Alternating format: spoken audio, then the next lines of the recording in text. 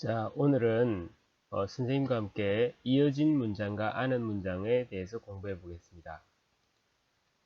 자, 그런데 우리가 이어진 문장과 아는 문장을 공부하기 위해서는 지난 시간에 배웠을 겁니다. 문장의 종류를 한 번 더 확인해 볼 필요가 있는데요.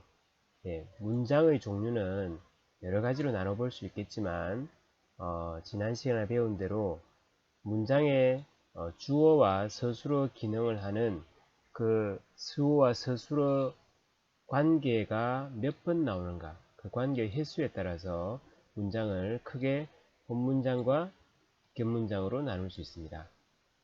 본문장은 주어와 서술어 관계가 한 번만 나타나는 문장이죠. 그 다음 겹문장은 주어와 서술어 관계가 두 번 이상 나타나는 문장입니다. 잘 기억하죠? 그러면 선생님이 이어진 문장과 아는 문장을 이야기하면서 왜 혼문장과 겹문장을 다시 이야기했을까요? 네, 우리가 배울 이어진 문장과 혼문장은 이어진 문장과 아는 문장은 겹문장의 또 다른 분류라고 할 수 있습니다. 겹문장은 아까 배웠듯이 주어와 서술어의 관계가 두 번 이상 나오는 문장이기 때문에 다른 말로 하면 혼문장이 둘 이상 결합하여 만들어진 문장입니다.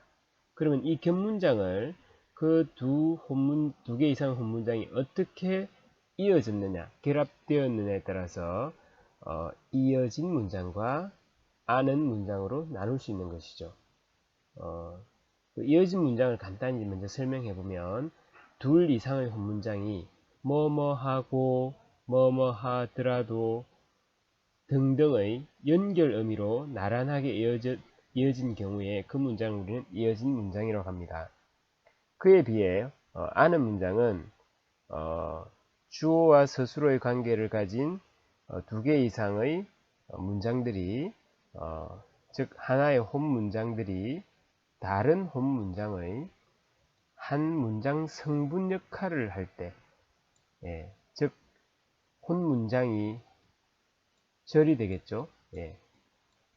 어떤 절이 다른 문장 속에 한 성분의 역할을 하고 있을 때 그 한 성분으로 하나의 절을 안고 있는 그 문장을 아는 문장이라고 합니다. 이 아는 문장이라는 말에 대칭적으로 자연스럽게 개념이 하나 생깁니다. 바로 안, 긴 문장이 자연스럽게 개념이 형성되는 것이죠. 좀 복잡해 보이죠? 일단은 기본 설명은 이 정도로 하고요.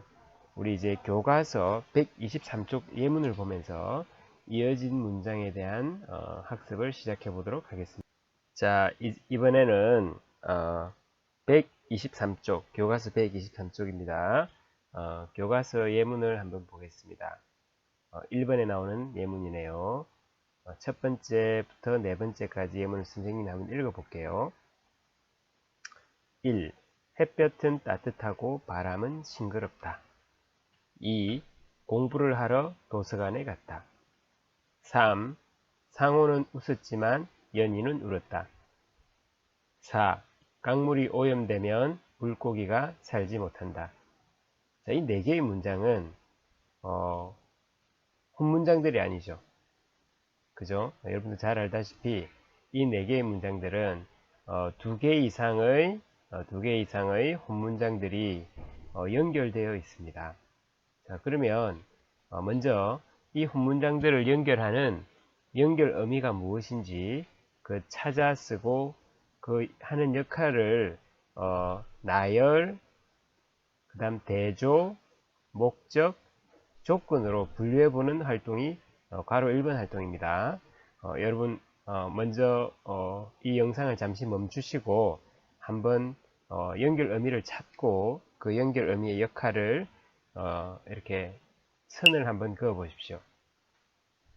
이제 선생님이 한번 답을 확인해 보는 시간을 가지겠습니다. 자, 먼저 첫 번째 문장의 연결 의미는 햇볕은 따뜻하고의 고죠. 이 고가 두 개의 혼문장을 연결합니다. 어떤 혼문장과 어떤 혼문장을 연결하는지 한번 말을 해볼까요? 햇볕은 따뜻하다. 라는 혼문장과 바람은 싱그럽다 라는 혼문장을 연결하죠. 그러면 그 고가 하는 역할은 나열, 대조, 목적, 조건 중에 무엇이라고 할 수 있을까요? 네, 나열이죠. 왼쪽과 오른쪽의 그 문장들이 동등한 무게로 이렇게 나열, 열거되고 있을 때 이 고를 사용할 수 있습니다. 그 다음 두 번째 문장, 공부를 하러 도서관에 갔다. 이곳에는 어떤 혼문장들이 결합되어 있을까요? 자, 우리 혼문장을 따질 때 주어와 서술어의 관계를 찾아야 하는데요. 공부를 하다까지는 알겠는데 주어가 뭔지는 헷갈리죠. 예, 여기에는 특별한 문맥을 고려하지 않는다면 나가 생략되어 있다 또는 나에 해당되는 다른 주어가 생략되어 있다고 볼 수 있겠습니다. 그죠? 그래서 나는 공부를 하다 또는 했다. 그 다음 나는 도서관에 갔다. 정도의 두 개의 혼문장이 연결되어 있는데 무엇으로 연결되어 있나요? 예, 공부하다의 의미를 하러로 바꾸어서 연결시키게 되어 있죠. 하다면 종결인데 하러가 되니까 말이 연결되기 때문에 우리는 이런 의미를 연결의미라고 합니다. 그런데 햇볕은 따뜻하고의 고와 이러는 조금 성격이 다른 것 같습니다. 그죠? 자, 이러의 역할은 뭐라고 할 수 있을까요? 예, 목적이죠. 공부를 하기 위하여 도서관에 갔다 라고 할 수 있습니다. 그 다음 세 번째 혼문장, 상호는 웃었지만 연희는 울었다. 예, 상호는 웃었다라는 혼문장과 연희는 울었다라는 혼문장이 연결되어 있는데요. 이 상호가 웃는 행위와 영희가 울은 행위가 지만이라는 연결 의미로 연결되어 있는데 이 지만은 어떤 역할을 할까요? 그렇죠. 웃는 것과 우는 것은 매우 대조적이죠. 예, 그래서 지만은 대조의 역할을 하는 연결 의미라고 할 수 있겠습니다. 그 다음 네 번째, 강물이 오염되면 물고기가 살지 못한다. 예, 강물이 오염되다 라는 혼문장과 물고기가 살지 못한다 라는 혼문장이 연결되어 있는 이어진 문장인데요. 여기서도 연결 의미를 찾으면 강물이 오염되다를 강물이 오염되면 이 면이 연결 의미 역할을 합니다. 자, 그러면 강물이 오염되는 것은 물고기가 살지 못하는 조건이 될 수 있겠죠. 그래서 이 면은 조건의 연결 의미다라고 할 수 있겠습니다. 자, 그러면 이어서 그 밑에 보면 요 네 개의 이어진 문장들을 그 이어진 연결 의미 앞과 뒤를 가지고 순서를 우리가 바꾸어 본다고 한번 생각해 보겠습니다. 그러면 이 앞부분과 뒷부분을 바꾸어도 의미에 큰 변화가 없는 문장들이 있을 것이고요. 그 다음에 앞부분과 뒷부분을 바꾸면 의미가 변화가 크게 오든지 아니면 의미가 적절하게 성립이 되지 않는 문장들이 있습니다. 몇 번과 몇 번은 어디에 해당되고 또 몇 번과 몇 번은 어디에 해당되는지 한번 답을 해보십시오. 예, 이제 여러분 해보신 줄 알고 선생님이 답을 확인해 보겠습니다. 네, 햇볕은 따뜻하고 바람은 싱그럽다. 그 다음에 상호는 웃다, 상호는 웃었지만 영희는 울었다. 이 두 개의 이어진 문장들은 앞뒤에 연결되어 있는 문장들을 순서를 바꾼다고 해서 의미에 큰 변화가 없습니다. 그러나 2번, 4번, 즉 공부를 하러 도서관에 갔다. 도서관에 가러 공부를 한 건 아니죠. 마찬가지입니다. 물고기가 살지 하면 강물이 오염되는 것은 아니죠. 의미가 전달이 안 되거나 의미가 전혀 다른 의미가 됩니다. 그죠? 이런 이어진 문장들 사이에서도 두 개의 이어진 혼문장들 사이의 의미 관계에 따라서 이렇게 크게 두 개로 나누는데요. 우리 이걸 가지고 어떤 이야기를 한번 해볼 수 있을까요? 여러분 생각해 보셨나요? 바로 이어진 문장의 두 종류입니다.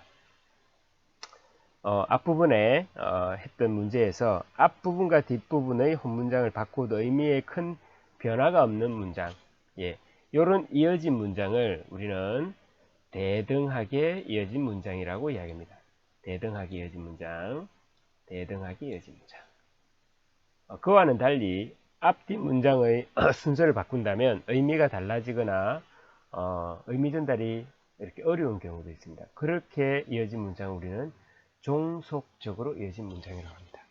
이것을 조금 더 사전적인 의미를 한번 정의해 보겠습니다. 대등하게 이어진 문장은 둘 이상의 혼문장이 주로 연결음이 고, 며, 지만으로 연결되었을 때 앞의 문장과 뒤의 문장을 바꾸어도 대체로 의미가 달라지지 않습니다.